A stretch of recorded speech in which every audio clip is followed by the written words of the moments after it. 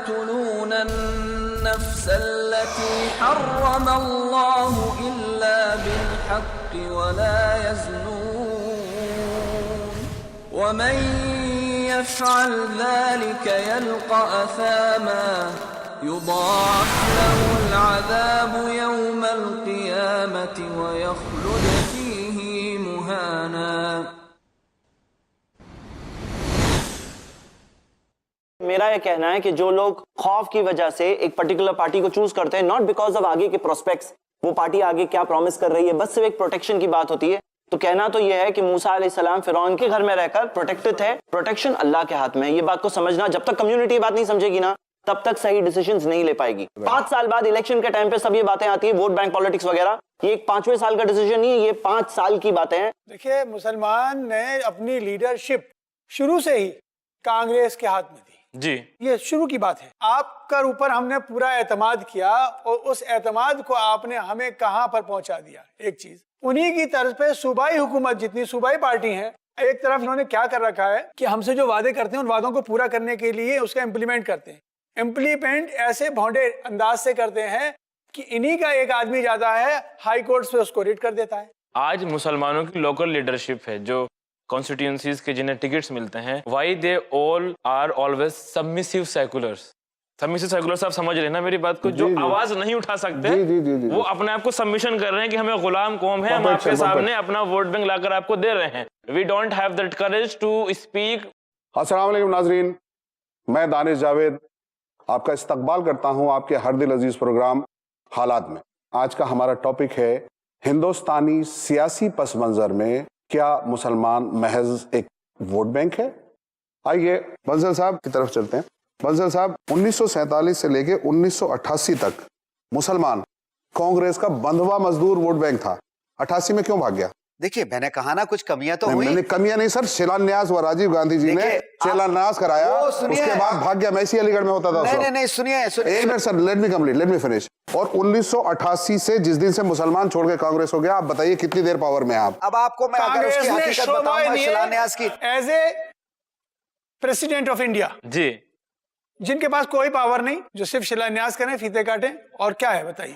क्या कभी कोई किसी सूबे का चीफ मिनिस्टर कांग्रेस के जमाने में, या होम मिनिस्टर किसने बनाया? बीपी सिंह गवर्नमेंट ने बनाया। क्या एक होम मिनिस्टर नहीं दे सकते थे आप? जी, देखिए, हम आपसे प्रधानमंत्री नहीं चाहते, हमें सिर्फ जॉब चाहिए, अच्छी जिंदगी चाहिए। सीएम्स नहीं दिया क्या? कश्मीर में दिया हमने, हरियाणा में नहीं कश्मीर में आपने नहीं दिया, आपने दिया, माफ कीजिए। कश्मीर में आप अगर हिंदू चीफ मिनिस्टर देंगे हम खुश होंगे जी। कश्मीर में अगर आप हिंदू चीफ मिनिस्टर देंगे हम उसी तरह खुश होंगे जिस तरह अगर आप यूपी में मुस्लिम चीफ मिनिस्टर देंगे।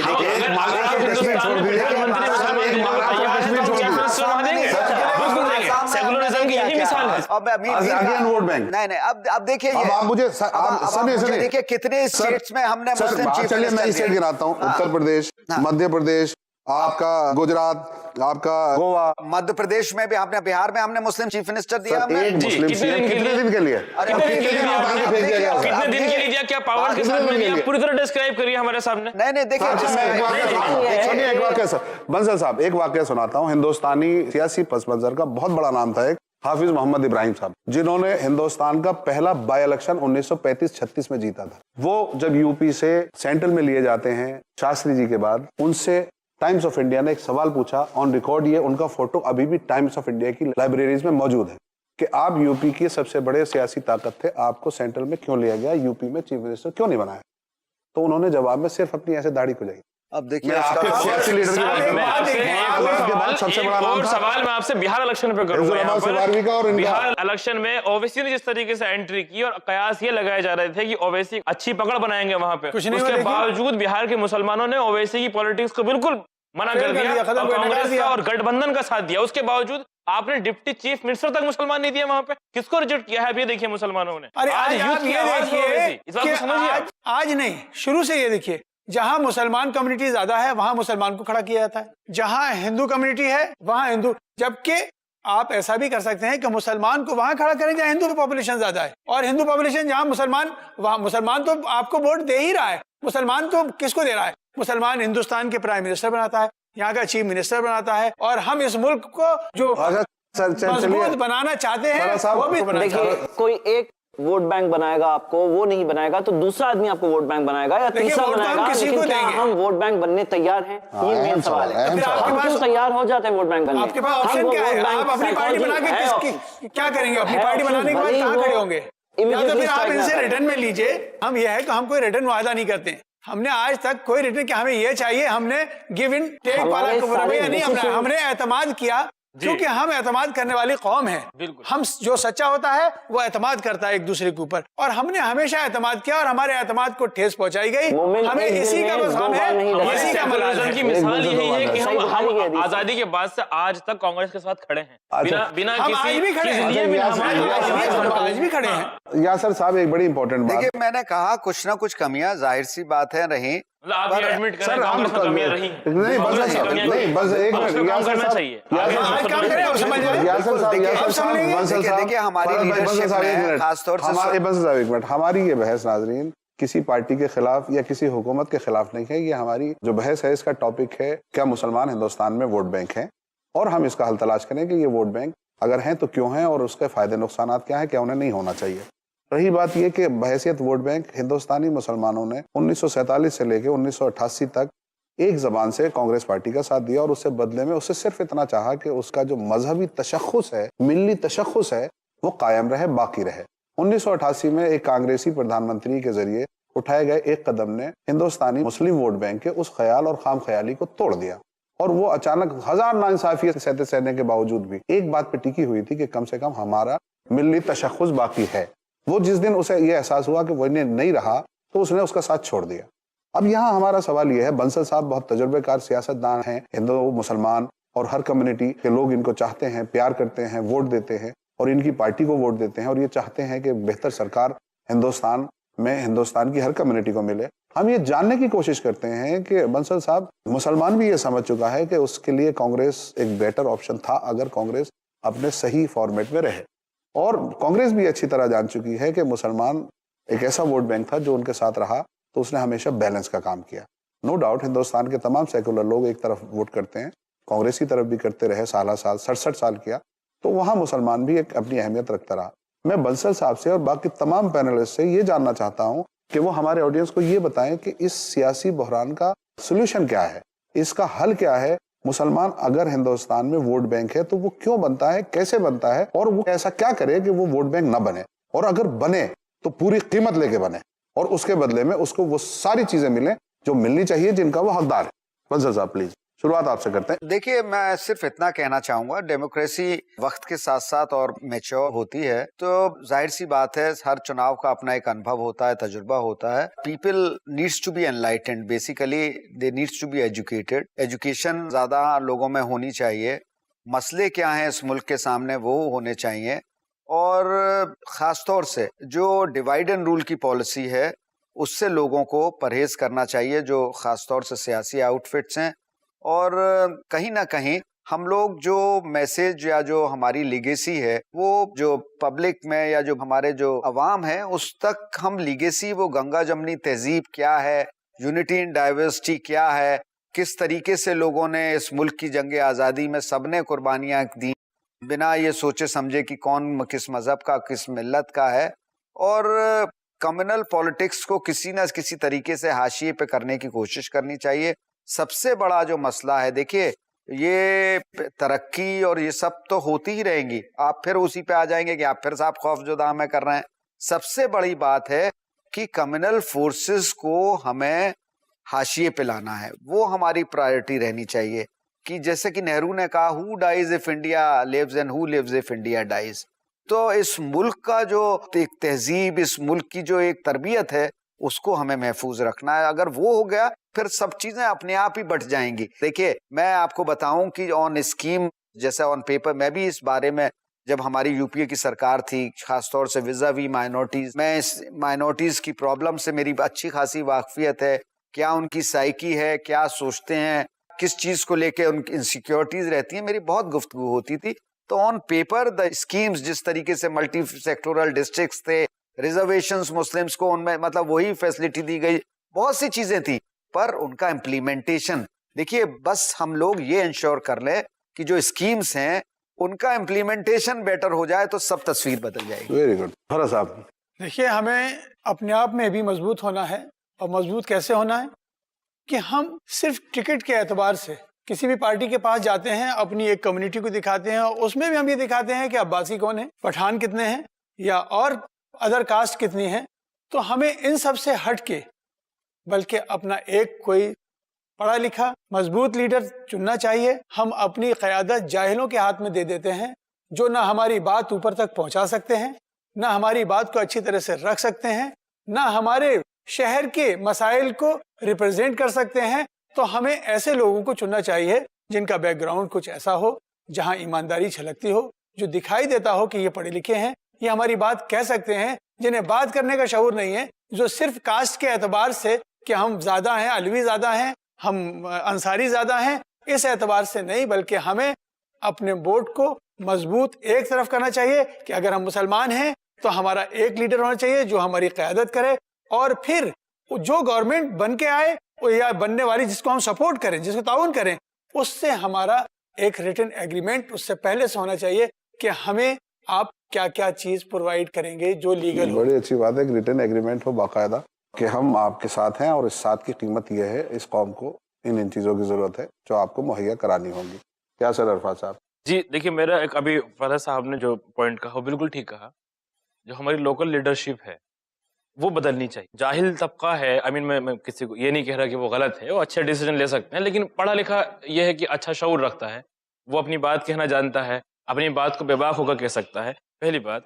दूसरी बात यह है कि क्योंकि मुस्लिम वोट बैंक की बात है, जो मुस्लिम यूथ आज क्या चाह रहा है, देखिए आज मुस्लिम यूथ जो है वो थोड़ा हट रहा है, पैटर्न जो शुरू से रहा है अब तक वो उससे थोड़ा सा डिविएट होने की कोशिश कर रहा है। अब वो ऐसा लीडर चाहता है जो बेबाक होकर उनकी बात पार्लियामेंट में नहीं, एटलीस्ट कम से कम पार्टी के अंदर तो कहे।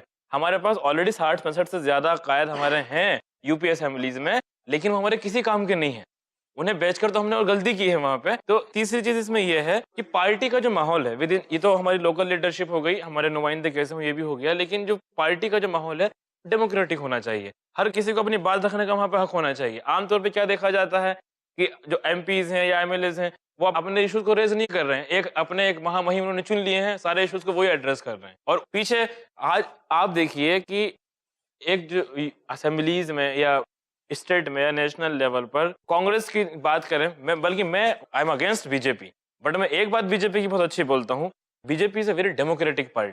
वो किसी की प्रॉपर्टी नहीं है, कोई भी जो ज्यादा काम करेगा वहां पर आएगा। विवेक बंसल साहब जो है पार्टी के मेंबर भी हो सकते हैं, एमएलए भी हो सकते हैं, एमपी भी हो सकते हैं, लेकिन पार्टी की प्रेसिडेंटशिप पे नहीं पहुंच सकते। मैं दावे से कह सकता हूं यहाँ पे इनके सामने। तो ये जो पार्टी का जो माहौल है ये भी चेंज होना चाहिए, इट्स वेरी इंपॉर्टेंट। नाजरीन, गुफ्तगू अपने इंतहाई दिलचस्प मकाम पर है, लेकिन आप जानते हैं कि ब्रेक हमारी मजबूरी है। आप कहीं जाइएगा मत, हम अभी वापस लौटते हैं।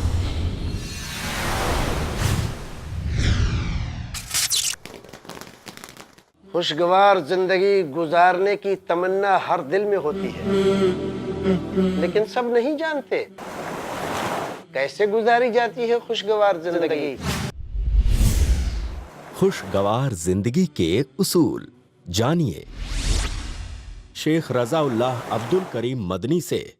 आज की टेंशन भरी जिंदगी में अपने आप को खुश रखने के इस्लामी उसूल, हर बुध रात 8:30 बजे सिर्फ i+ टीवी पर, बेहतर जिंदगी के लिए।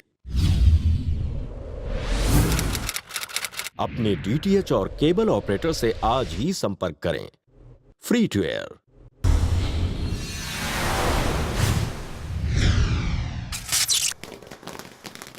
मैं एक बार फिर आपका इस्तकबाल करता हूं आपके प्रोग्राम हालात में ब्रेक के बाद। आइए हम अपने इस खूबसूरत मौजू को आगे बढ़ाते हैं। पार्टी का माहौल भी चेंज होना चाहिए और पार्टियों को भी ये सोचना चाहिए कि ये कौम है और इस कौम की अपनी ज़रूरतें हैं और उन ज़रूरतों को पूरा किया जाना हमारी जिम्मेदारी है।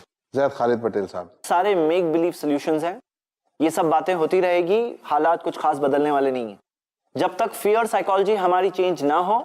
और मैं बहुत ही अपफ्रंट बोलना चाहता हूँ कंक्लूडिंग रिमार्क्स में कि जब तक मुस्लिम्स देने वाले नहीं बनेंगे तब तक सिचुएशन नहीं बदलने वाली। मैं इशारे में ये बोल रहा हूँ कि जब तक मुस्लिम्स पॉलिटिकली फोर फ्रंट में नहीं आएंगे, और बहुत अफसोस की बात यह है कि जहां जहां हमने देखा मुस्लिम्स पॉलिटिकली फोर फ्रंट में आए तो हेट बेस्ड पॉलिटिक्स पे आए। यहाँ पे आने की जरूरत है तो सर्विस बेस्ड पॉलिटिक्स में आने की जरूरत है कि खिदमत करने वाले लोग आए और सर्व करें और सेल्फलेस सर्विस करें। ऐसे लोगों की कंट्री को जरूरत है आज। कहाँ है ऐसे लोग? देखिए बातें कर रहे हैं आज, लेकिन मैं उम्मीद करता हूं कि हो सकता है कोई एक ऐसा इंस्पायर्ड सोल उठेगा और ऐसे लोगों को इंस्पायर करेगा जो ऐसी सेल्फलेस सर्विस कंट्री लेवल पर लोगों की करें, और तब जाके रियली सिचुएशन चेंज होती दिखेगी। तब तक चलाते रहो। अच्छा, मैं तमाम पहले से एक सवाल पूछना चाहता हूं, और वो सवाल ये है, और बल्कि सवाल भी क्या, एक डिस्कशन की शुरुआत करना चाहता हूं बहुत ब्रीफ में। हम आमतौर पे ये देखते हैं कि हिंदुस्तान में अलग अलग कंस्टिट्यूंसीज में, चाहे वो पार्लियामेंट की हो चाहे वो स्टेट्स की हो, देखते ये हैं कि एक ही सीट पे बहुत सारे मुसलमान एक साथ इलेक्शन लड़ रहे होते हैं। और पिछले इलेक्शन में 2014 के लोकसभा इलेक्शन में कुछ टेलीविजन चैनल्स ने स्टिंग ऑपरेशन किया था, तो वो वहां से एक बात उभर के सामने आई कि मुखालिफ लोगों की एक स्ट्रेटेजी होती है कि वो कहीं ना कहीं नॉमिनेशन सेंटर के बाहर कुछ पैसा लेके खड़े हुए हैं कि आओ कोई भी मुस्लिम कैंडिडेट आओ, नॉमिनेशन कराओ, इतना पैसा हम चले जाओ, वोट काटने की एक स्ट्रेटेजी जो है। तो ये क्या कौम इस कदर औंधी है, इस कदर बेवकूफ है, इसको समझ में नहीं आता कि ये 10-10 लोग हमारे सामने खड़े हैं। हम एक तरफ बात करते हैं वोट बैंक होने की, एक तरफ बात करते हैं इत्तेहाद की, एक तरफ बात करते हैं एक तरफ जाने की, और एक तरफ बात करते हैं अपने हुकूक हासिल करने की, और दूसरी तरफ हमें ये समझ में नहीं आता कि ये सामने 10 लोग खड़े हुए हैं, 10 लोगों में से 9 लोग जीतने वाले नहीं है, और अगर इन 9 लोगों की मौजूदगी की वजह से जो 10वां जीत सकता था वो भी नहीं जीतेगा, और हम बेवजह बगैर सोचे समझे वोट करना शुरू करते हैं। ये ऐसा क्यों है और इसका हल क्या है? देखिए, इसमें दो पॉइंट यहाँ पर हैं जो आपने कहे हैं। एक तो सबको democratic right, anybody can contest election. मैं कौन की बात कर रहा हूं, कंटेस्ट की बात ही नहीं कर रहा हूं। वही एक कॉन्स्टिट्यूंसी में 10 खड़े हो सकते हैं। यहाँ पे आवाम को सोचना चाहिए। मैं आवाम की बात कर रहा हूं। जिम्मेदारी वहां बनती है जी, वो आवाम जो अपने आप को डरा हुआ कह रहा है, किसी एक का सर, इंतखाब वो करें। आवाम जो अपने आप को डरा हुआ कह रहा है, वो आवाम जो अपने आप को छला हुआ कह रहा है, वो आवाम जो ये कह रहा है कि हिंदुस्तान में हमारे साथ ज्यादती होती है, वो आवाम जो अपने आप को ये कह रहा है कि हम हिंदुस्तान में सियासी ताकत नहीं रह गए, वो आवाम जो ये कह रहा है कि हमारे साथ हिंदुस्तान में सियासी ज्यादती है, वो अपने अमल की तरफ तो गौर करे। वो ये खुद तो देखे कि वो कितने हिस्सों में बढ़ता चला जा रहा है। वो मैंने अभी फराज साहब ने भी वो बात कही थी लोकल लीडरशिप वाली। मैं फिर से वही पॉइंट आपको बता रहा हूँ, जो लोकल लीडरशिप है उसे कास्ट के नाम पर और फिरकों के नाम पर जो डिवाइड किया गया है, और उसी हिसाब से वो लोग अलग। सर, उसका हल क्या है? ये पैगाम दीजिए हमारा। हल यही देखिए, एजुकेशन 10 में से 9 लोगों को नकार दे, और सोशल अवेयरनेस प्रोग्राम्स हमें चलाने होंगे। हमें ये बताना होगा कि देखिए हमें मुत्तहिद होकर एक डिसीजन लेना है। बंसल साहब, आपकी क्या राय है इस मुताल्लिक? क्या मैसेज देंगे इस कौम को आपकी? ये क्या कर रहे हैं ये लोग? देखिए, मैं कौम को ही नहीं, मैं पूरे हिंदुस्तान आवाम को मैं कहना चाहूंगा, हिंदुस्तान की आवाम का एक मखसूस हिस्सा जिसकी हम आज बात कर रहे हैं, बिल्कुल उसके लिए देखिए, जमहूरियत में सबकी हिस्सेदारी बराबर की होनी चाहिए, सबको बराबर का हुकूक मिला है, और उस एतबार से मैं ये कहना चाहूंगा कि जहां आपने कौम के लिए कहा, I think we have to talk in terms of the nation. Definitely जब नेशन अपने आप आगे बढ़ेगा तो कौम भी बढ़ेगी। डेफिनेटली जो डिप्राइव्ड है उन पे फोकस रहना चाहिए, और उसके साथ साथ एक्चुअली थिंकिंग हमारी डेवलप नहीं हो पा रही है। अनफॉर्चुनेटली ये हम लोगों का सोच, चाहे वो मेजॉरिटी कम्युनिटी हो चाहे माइनॉरिटी कम्युनिटी हो, वो जो डेवलप होता है कि नेशनल इंस्टीट्यूशन से हम आइडेंटिफाई करते हैं, वो हम इस कंट्री में नहीं कर पा रहे हैं। आई थिंक हम जब वो कर देंगे, रिस्पेक्ट टुवर्ड्स द कॉन्स्टिट्यूशन, अपने आप ही माइनॉरिटीज को जो राइट हैं वो मिलने की बात है, वो अपने आप ही they would emanate out of that. We don't, कैसे होगा? देखिए वो कैसे होगा, we have to give them. अब इस तरीके से नहीं होगा कि टेक्स्ट बुक्स आप अपने कन्वीनियंस के हिसाब से यू स्टार्ट डिस्टॉर्टिंग हिस्ट्री। इस तरीके से नहीं होगा कि आप रिलीजियस माइथोलॉजिकल बिलीफ्स को आप जस्टिफाई करें। History is to be interpreted in that light, and the fact we have to keep on, this paper is to be mandatory in schools, freedom struggle and paper on Gandhi, let me tell you, मुझे गांधी नहीं पता था graduation के बाद तक कि गांधी क्या था। गांधी की जब मैंने माय एक्सपेरिमेंट्स विद ट्रूथ पढ़ी, तब मुझे जिसे कहते हैं कि दिल से उनके लिए अकीदत हुई। मैंने समझा कि उसकी क्या शख्सियत है। किसी नौजवान, चाहे वो कंप्यूटर इंजीनियर हो, चाहे वो बड़ी से बड़ी तालीम, उसे ये नहीं पता होगा कि गांधी, किसी ने नहीं पढ़ी होगी my experiments with truth. India wins freedom, Maulana Abul Kalam Azad की किसी ने नहीं पढ़ी होगी। नेहरू की discovery of India, glimpses of world history, letters of a father to a nation, अगर वो पढ़ लेगा तो उसका विजन अपने आप चेंज हो जाएगा। That is what I want to से।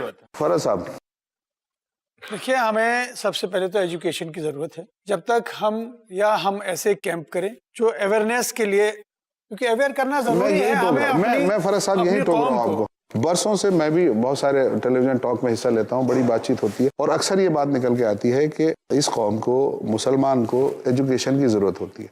तो मैं जानना ही चाहता हूँ कि ये एजुकेशन पिछले 67 सालों में ये जो कम्युनिटी है ये एजुकेशन से दूर क्यों है? क्या रीजन है इसका? देखिए, आज मैं बताऊं, हम बात तो करते हैं कि इसकी जरूरत है, लेकिन क्यों दूर है? इसके हमें अपना आत्ममंथन जिसे कहते हैं हमारे पास इतने जराए नहीं। अभी आप इंटीरियर में जाके देखिए, जहाँ स्कूल नहीं है, जहाँ छोटे छोटे छपरों में मदरसे हैं, हम सिर्फ कुरान पढ़ते हैं और कुरान सिर्फ पढ़ते हैं, उसको समझ नहीं पाते हैं। तो सर वो इंटीरियर सबके लिए है। इंटीरियर में सिर्फ हिंदुस्तान का मुसलमान ही नहीं रहता, दूसरी कौमें भी रहती हैं, दूसरी कौम रहती हैं, लेकिन इसके पास माशी हालात ज्यादा कमजोर है, इंफ्रास्ट्रक्चर इनके पास बिल्कुल नहीं है। अच्छा, तो अब यूं कहिए कि मुआशियात जो है अगर वो हमारे जिम्मेदार पास है। माशी एतबार से अगर हम पिछड़ेंगे तो सिर्फ हम रोजी रोटी के लिए अपनी मजदूरी करके हम अपने पेट भरने की बात करेंगे, हम एजुकेशन की बात नहीं करेंगे। हम अवेयर कब होंगे? अवेयर तो वो होते हैं जिनके पास सब कुछ है। हमारे पास आज पेट भरने के लिए खाना नहीं है, हम मजदूरी कर रहे हैं खेत में, शाम को आए थक के लेट गए हैं, बच्चों के पास कपड़ा नहीं है, स्वेटर नहीं है, लिहाफ नहीं है, रजाई नहीं है। कहाँ हम अवेयर होंगे? कहाँ हम पॉलिटिकल हमारी सोच आएगी? हमारी सोच जब आएगी जब हम माशी एतबार से मजबूत होंगे, तो हम अपने स्कूलों में बच्चों को भेजेंगे, नए नए स्कूल खोलेंगे, स्कूल खोलेंगे, तब हमारी प्रोग्रेस होगी, तब हमें अवेयरनेस आएगी, तब हमें एक सोच बनेगी कंट्री को बनाने की, कौम को बनाने की, देश को बनाने की, ना कि इस तरह से कि सिर्फ लफाजी करते रहे हम और हमारी गवर्नमेंट। इससे पहले कि मैं सबका कंक्लूडिंग कमेंट लूं, जैद भाई बड़ी इंपॉर्टेंट बात इन्होंने कही है कि हिंदुस्तानी मुसलमान तालीमी रास्ते पे पिछड़ा हुआ इसलिए है क्योंकि उसकी मुआशियात कमजोर है, और मुआशियात मजबूत होगी तो जाहिर सी बात है कि तालीम मजबूत होगी। तो क्या आप इसे सच मानते हैं? और अगर सच मानते हैं तो इसका इस्लामी हल क्या है? हिंदुस्तान का अवाम, हम बड़े परेशान हैं, बहुत सारी चीजें हमारे सामने आती हैं। हमारा मजहब हमें सूद लेने की इजाजत नहीं देता। अगर हम 10-20 लाख रुपए कमा लें तो कहाँ रखें? बैंक में रखते हैं, वो हमें सूद देता है और लेना पड़ता है। या हम अपने कारोबार को बढ़ाना चाहते हैं, हमें 10-20-50 लाख रुपए बैंक से उधार चाहिए, तो हम मजबूर हैं सूद देने के लिए। तो क्या हिंदुस्तानी मुसलमान तालीमी तौर पर मुआशियात की वजह से पिछड़ा हुआ है? और क्या मुआशियात की ग्रोथ में कहीं ना कहीं हमारे रस्म और रिवाज या हमारे तौर तरीके रुकावट है? जी देखिए, यहाँ तो बात वाज़ेह है कि अल्लाह के रसूल मोहम्मद सल्लल्लाहु अलैहि वसल्लम ने फरमाया, अल्लाहुम्मा इन्नी अस्अलुका इल्मन नाफिया, ऐ अल्लाह मैं तुझसे मांगता हूँ नफ़ा देने वाला इल्म। और वही नफ़ा वाला इल्म जो बेनिफिशियल नॉलेज है, चाहे वो साइंस हो, मेडिसिन हो, एजुकेशन, तमाम एजुकेशन के फील्ड्स, ये सब बेनिफिशियल जो है वो हमारे इल्म है। और हमें इसमें ये नहीं सोचना चाहिए ये हमारे नहीं है, बल्कि उसमें हासिल करके, उसमें बेनिफिट हासिल करके लोगों तक बेनिफिट पहुंचाने की कोशिश करना चाहिए। और जब तक ये चीज़ नहीं होगी तब तक सिचुएशन नहीं इंप्रूव होगी। सही बात तो ये है कि जहाँ पे मुसलमान अमल में कमज़ोर पड़े, कुरान की टीचिंग से दूर हुए, इस्लाम की तालीमात से दूर हुए, वहाँ पे दुनियावी तौर पर भी बैकवर्ड होते गए। दुनियावी तौर पर भी हम देखते हैं दुनियावी एजुकेशन से भी दूर हो गए, दुनियावी डेवलपमेंट वाली चीज़ों से भी दूर हो गए, हमारे पास लीडरशिप का भी फुकदान हो गया, बहुत सारे प्रॉब्लम्स आ गए। लेकिन यहाँ पर हमारी बातें बहुत सारी हुई है जो इस टॉपिक के तहत मैं कुछ बात खास तौर से कहना चाहता हूँ ऐसी पार्टीज के लिए जो डिविजिव किस्म की पॉलिटिक्स इस्तेमाल करके, वोट बैंक किस्म की पॉलिटिक्स इस्तेमाल करके पावर में आना चाहते हैं और आते रहते हैं।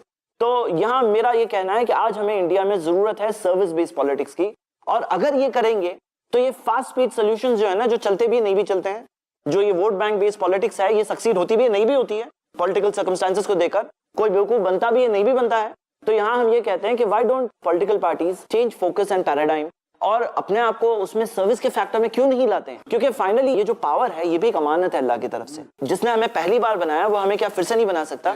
क्या हमें वो रिकॉम्पेंसेशन नहीं देगा? क्या वो ऐसे ही छोड़ देगा जो खलत मलत मामला यहाँ चल रहा है? तो रिकॉम्पेंसेशन होने वाला है। तो हम ऐसे पार्टीज को भी ये कहना चाहते हैं कि इंडिया के और बल्कि दुनिया के डेवलपमेंट के लिए, भलाई के लिए, हम सारे इंसानों की भलाई के लिए हमें ये सोचना चाहिए कि ये इस टाइप के डिविजिव पॉलिटिक्स को खत्म करके वोट बैंक बेस्ड जो क्विक सॉल्यूशंस है, भाई इलेक्शन टाइम आ गया, कुछ तो इशू क्रिएट करो, कुछ तो पोलराइजेशन क्रिएट कर दो ताकि मेरी वोट बैंक मुझे मिल जाए। तो ये इस तरह से सोचने की जगह ऐसे क्यों नहीं सोचते कि मैं सर्व करूं, और सर्व करने में कोई एक दूसरे से आगे बढ़ने की कोशिश करे, दूसरा तीसरे से आगे बढ़ने की बहुत माफी, बहुत दिलचस्प डिस्कशन ये चल रहा है। वक्त की बहुत किल्लत है और प्रोग्राम पता ही नहीं चला कैसे कितनी जल्दी इतना वक्त गुजर गया। मैं अपने तमाम पैनलिस्ट से छोटा सा एक कंक्लूडिंग कमेंट चाहूंगा, एक ऐसा मैसेज जो हमारी इस कौम को, जिसे हम मुसलमान कहते हैं, हिंदुस्तानी इस कौम को जिसे मुसलमान कहते हैं, जिसे सिर्फ इसलिए मुख्य धारा से काट दिया जाता है या वो कट जाता है कि उसका नाम दानिश, जावेद, सुलेमान या अहमद या मोहम्मद होता है, उस कौम को क्या मैसेज आप देना चाहेंगे वोट बैंक होने के हवाले से? शुरुआत करते हैं यासिर साहब से। जी, मैं बस यही कहना चाहूंगा कि सिर्फ मुसलमान ही नहीं, बाकी सबको, जितने भी कौम यहाँ पर, दलित हैं, मेजॉरिटी हिंदू हैं और मुस्लिम्स हैं, एक तो एक सेकुलर माहौल बनाएं, सबसे पहला चीज़ है कि हम सुकून से रहें। और दूसरी चीज़ ये है कि हम जो politically, but when it comes to politics we must be aware. Sir 30 second है बस मेरे पास। वी मस्ट बी अवेयर एवं वोट डालने जाते हैं, हम किसको वोट डालने जा रहे हैं, हमारे पिछली चीजों को ख्याल में रखकर पीछे क्या हुआ, उस पर्सनालिटी ने जिसको हम वोट डालने जा रहे हैं उसने पीछे क्या किया। और सबसे इम्पोर्टेंट चीज मैं बताना चाहता हूँ कि पॉलिटिक्स में जो नुमाइंदा आपके सामने आ रहे हैं वो बेहतर है कि वो चेंज होते रहें, दूसरों को मौका मिले, एक साहूकार और जमींदार ना बन जाए पॉलिटिक्स में। आज के टाइम से बड़ी प्रॉब्लम यही होती है, पॉलिटिक्स में साहूकार और जमींदार ना बन जाए। फरहत अली खान साहब, आपका मैसेज वोट बैंक के हवाले से। हम तो यही चाहेंगे कि हमारा जो भी वोट है, किसी भी कास्ट का नुमाइंदा हो, हम उसे ये देखें कि ये नुमाइंदा सही है, सच्चाई पर है, हम उसे वोट दें। और हम अपने आप को ये यहाँ लाके खड़ा करें कि हम दूसरों से कितनी नफरत करते हैं। पहले अपने अंदर की नफरत को कम करें, फिर दूसरे से तवक्कुआत रखें कि ये हमसे प्यार करे। अपने अंदर की नफरत को कम करें। बंसल साहब, देखिए, मैं आपसे बस इसी मैं बहुत शॉर्ट कहूंगा कि जहन है, जैसे इन्होंने कहा, हमें अपना सही रखना होगा। आपने कहा डिवाइसिव पॉलिटिक्स कैसे खत्म हो, डिवाइसिव पॉलिटिक्स तभी खत्म होगी जैसे आपने कहा कि नॉन मुस्लिम्स कैंडिडेट। तो जब आपका सोच अगर ये रहेगा कि हमें नॉन मुस्लिम्स कैंडिडेट, तो वो डिवाइसिव पॉलिटिक्स चलेगी। दूसरी तरफ से भी ये होगा फिर कि वो हिंदू को इलेक्ट करे। ये होना चाहिए कि सही आदमी चुन के जाए, किसी भी कास्ट सही आदमी चुन के जाए, तो अपने आप मुस्लिम्स भी चुने जाएंगे, हिंदूज भी चुने। मेरा कहना यही है कि अगर आपके पास एक सही गैर मुस्लिम कैंडिडेट है तो मुस्लिम कैंडिडेट की जरूरत क्या है आपको? ज़ैद खालिद पटेल साहब, कंक्लूडिंग कमेंट। कुरान की एक आयत है कि बल तुहिब्बूनल आजिला व तज़रूनल आखिरा, तुम अपने शॉर्ट टर्म को देखते हो और आखिरत को छोड़ देते हो। तो यहाँ सही बात तो यह है, ये चीज के अंदर लॉन्ग टर्म सोल्यूशन तब तक नहीं आएगा जब तक हम लॉन्ग टर्म सोचे ना, जब तक हमारी थिंकिंग शॉर्ट टर्म रहेगी, हम सिर्फ इमीडिएट को देखेंगे, अभी का देखेंगे, तो तब तक सिचुएशन चेंज नहीं होने वाली है। चलो अपनी नहीं, हमारे बच्चों के टाइम तक सिचुएशन बदल जाए, चलिए आगे तो बदल जाए, तो कुछ थोड़ा लॉन्ग टर्म जब तक नहीं सोचेंगे तब तक ये चीज के अंदर सोल्यूशन नहीं निकलने वाला। और ये थिंकिंग हमें चेंज करना चाहिए। अल्लाह ताला से दुआ, अल्लाह हम सबको सही डिसीजन लेकर इस कंट्री को बेहतर बनाने की तौफीक दे। वो भी सादा है कभी चाल बदलता ही नहीं, वो भी सादा है कभी चाल बदलता ही नहीं, हम भी सादा हैं उसी चाल में फंस जाते हैं। दोस्तों, आइए इस खूबसूरत प्रोग्राम को कंक्लूड करें इस नोट पे कि हम सब मिलकर ये तहिया करें कि हम एक ऐसे खूबसूरत मुल्क के शहरी हैं जहां हमें हमारी हिस्सेदारी मिली है। हमारा कॉन्स्टिट्यूशन हमें हमारे मजहब पे चलने और हमारे तमाम काम करने की इजाजत देता है। आइए हम सब मिलकर तहिया करें कि हमारे हाथ में जो सबसे बड़ी ताकत वोट है, जो कॉन्स्टिट्यूशन ने हमें दिया है। हिंदुस्तान के किसी भी शहरी के पास जो सबसे बड़ी ताकत हो सकती है वो उसका वोट है, और वो डिसाइड करता है हिंदुस्तान का मुस्तकबिल। आइए हम ये तय करें कि हम अपना वोट उस शख्स को देंगे जो हिंदुस्तान के मुस्तकबिल को बेहतर तरफ ले जाए, उस तरफ ले जाए जो हिंदुस्तान के अवाम और हिंदुस्तान की कम्युनिटी को राहत की सांस लेने के लिए मैदान दे सके और प्लेटफॉर्म मुहैया कर सके। आइए हम तय करें कि हम कम्युनलिज्म के हर प्लेटफॉर्म से ऊपर उठ के अपने मुल्क की खिदमत में अपने वोट को कास्ट करेंगे। इंशाल्लाह आपसे फिर मुलाकात होगी। मैं तमाम मेहमानों का शुक्रिया अदा करता हूँ। तब तक के लिए अल्लाह हाफिज, इजाजत दीजिए। दाने चाल मेरी समझ से हम एक डेमोक्रेटिक कंट्री में रहते हैं, जमहूरी निज़ाम है, और जमहूरी निज़ाम की रूह है टॉलरेंस। समझ लीजिए कि आप अगर डेमोक्रेसी की जगह टॉलरेंस वर्ड का इस्तेमाल करें तो कोई फ़र्क नहीं है। कि आज से चंद साल कबल जो चीज़ें हम बहुत आराम से बर्दाश्त करते थे, दूसरे मज़ाहिब की चीज़ों को, उनके रीति रवाज को, उनके खाने पीने को, उनकी बातों को, आज अचानक वो चीज़ें हमें ख़राब लगने लगी। अलग अलग रिलीजन्स के फॉलोअर्स जब किसी जगह पर रहते हैं साथ में, अब होना तो ये चाहिए इनमें हेल्दी डिस्कशन हो, हेल्दी तौर पे बातें हो, क्योंकि अल्लाह ताला ने इंसानों को इख्तियार के साथ बनाया है। अब उस सिचुएशन के अंदर कैसे एक ग्रुप सेकंड ग्रुप को टॉलरेट करता है कि अगर उसकी व्यू से सहमत नहीं है, लेकिन एक अगर प्लूरलिस्टिक सोसाइटी में रह रहे हैं, तुम अपना व्यू फॉलो करो, मैं अपना व्यू फॉलो करता हूँ, और दोनों एक दूसरे को टॉलरेट करें, ये इसके ताल्लुक से टॉलरेंस है। और जो हम आज बहुत अफसोस के साथ देख रहे हैं कि इस कंट्री में बहुत ज़्यादा डिक्लाइन होता जा रहा है, क्योंकि इस कंट्री का फ्यूचर बहुत ज़्यादा डिपेंड होता है इस चीज़ पर कैसे हम हार्मोनियसली इस कंट्री को आगे बढ़ाते हैं, और ये जिम्मेदारी हर किसी की है। वल्लज़ीन ला यदऊन मअल्लाहि इलाहन आखर वला यक़्तुलून अन्नफ्स अल्लती हर्रमल्लाहु इल्ला बिलहक़्क़ि वला यज़नून वमन